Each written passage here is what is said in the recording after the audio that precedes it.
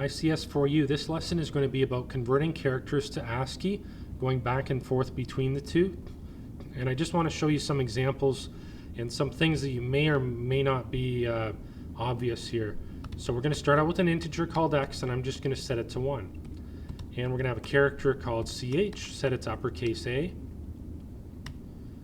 Just so that you know, the ASCII equivalent is 65 for uppercase A, so I'm putting that as a comment. Now, if we try to system.out.println x, we would get 1 as our output, and that's fine. It's not going to be a problem. Okay, and let's say that we tried to do the next thing. So we're going to try to println x plus ch. So what happens when we add an integer to a character?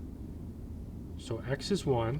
Actually, better yet, what if we change the second last line to ch? So it should print uppercase A.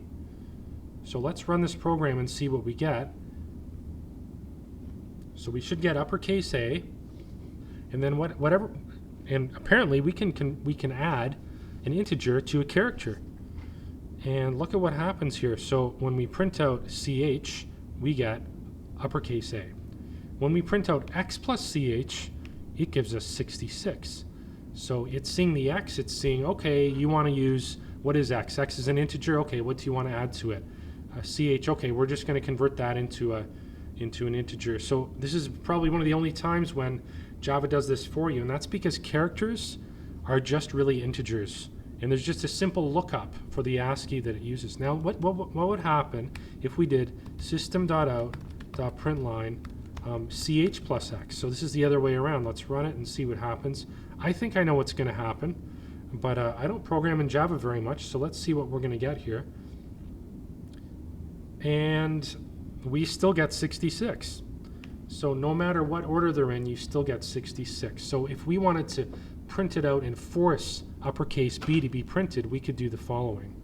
We could say character in its own brackets and then put ch plus x in its own brackets as well. This is going to force the result of ch plus x to be in the form of a character. So we're casting it as a character, and we should get, hopefully we'll get uppercase B here. There you go.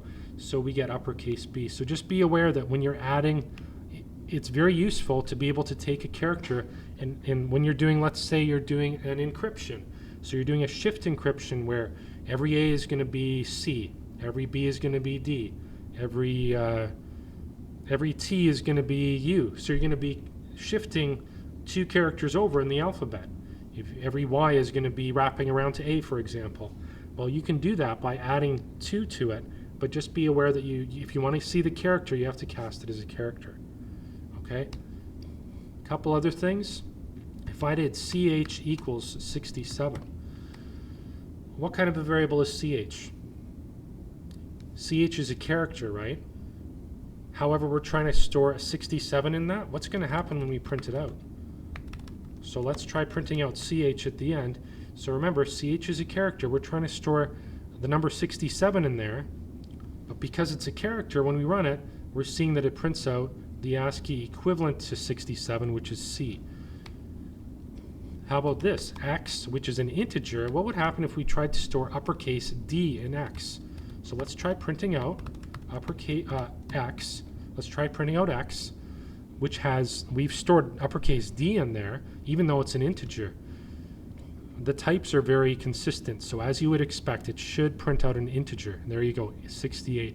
So be aware of these nuances in Java, and they can work to your advantage, but you also have to be familiar enough with them so that they don't slip you up. Okay, that's the end of this video.